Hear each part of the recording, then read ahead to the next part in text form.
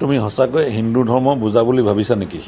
তেন্তে এই ভিডিঅ'টো শেষলৈকে চাই ল'ব, কাৰণ এই 15টা প্ৰশ্নত 90% লোকেই ভুল কৰে। নমস্কাৰ বন্ধুসকল, আপোনালোকে চাবলৈ পাইছে আনকমন হিন্দু। উত্তৰ হ'ল এ ঋকবেদ। অহিংসাই পৰম ধৰ্ম কথাটো প্ৰথমে কোন গ্ৰন্থত পোৱা যায়? অপশ্যন হ'ল A Bhagavad Gita, B Manusmriti, C Mahabharata, D Ramayana. উত্তৰ হ'ল চি মহাভাৰত। কোনজনক আদি যোগী বুলি কোৱা হয়? অপশ্যন হ'ল A Krishna, B Vishnu, C Brahma, D Shiva. উত্তৰটো কোৱাৰ আগতে নিজৰ ধৰ্মৰ প্ৰতি সন্মান জনাই ভিডিঅ'টো লাইক এটা কৰি চেনেলটো ছাবস্ক্ৰাইব কৰিব। উত্তৰটো হ'ল ডি শিৱ। প্ৰশ্ন হ'ল হিন্দু ধৰ্মত কাক দেৱতাৰ ৰূপে পূজা কৰা হয়? অপশ্যন হ'ল A Vishnu, B Shiva, C Surya, D Indra. উত্তৰটো হ'ল বি শিৱ। বিষ্ণুৰ অনন্ত শয়ন কাৰ ওপৰত? অপশ্যন এ গৰুৰ, বি কুৰ্ম, চি কেশনাগ, ডি বাসুকী। উত্তৰ হ'ল চি কেশনাগ।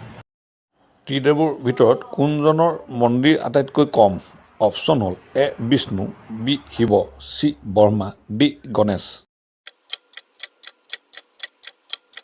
উত্তৰ চি ব্ৰহ্মা।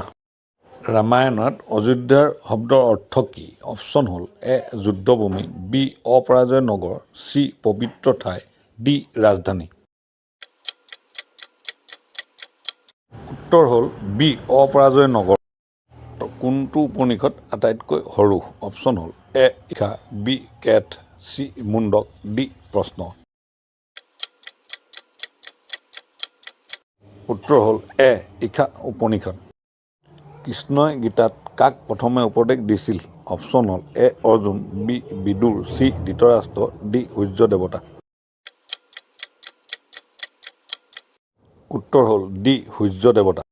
হিন্দু ধৰ্মত তীৰ্থ শব্দৰ মূল অৰ্থ কি? অপশ্যন হ'ল এ মন্দিৰ, বি নদী, চি পাৰাপাৰ স্থান, ডি আশ্ৰম। উত্তৰ চি পাৰাপাৰ স্থান। গণেশৰ এটা দাঁত কেনেকৈ ভাঙিল? অপশ্যন হ'ল এ যুদ্ধত, বি পিতৃৰ ক্ৰোধত, চি পৰশুৰামৰ আঘাতত, ডি আত্মবলিদান। উত্তৰ চি পৰশুৰামৰ আঘাতত। কোন বেদত সংগীতৰ মূল উল্লেখ আছে? অপশ্যন হ'ল A Rigveda, B Yajurveda, C Samaveda, D Atharvaveda. উত্তৰ হ'ল চি সামবেদ। হিন্দু ধৰ্মত মায়া শব্দই কি বুজায়? অপশ্যন হ'ল এ যাদু, বি মিথ্যা জগতৰ ভ্ৰম, চি শক্তি, ডি ধ্যান। উত্তৰ হ'ল বি মিথ্যা জগতৰ ভ্ৰম। তলৰ কোনটো বিষ্ণুৰ অস্ত্ৰ নহয়? অপশ্যন হ'ল এ শংখ, বি চক্ৰ, চি গদা, ডি ত্ৰিশূল। কেইটাৰ উত্তৰ আপুনি পাৰিলে কমেণ্টত জনাব। উত্তৰ হ'ল ডি ত্ৰিশূল। শিৱৰ কণ্ঠ নীলা হোৱাৰ কাৰণ কি?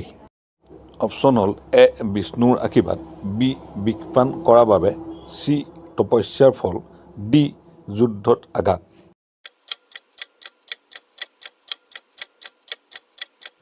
উত্তৰ হ'ল বি বিষপান কৰাৰ বাবে।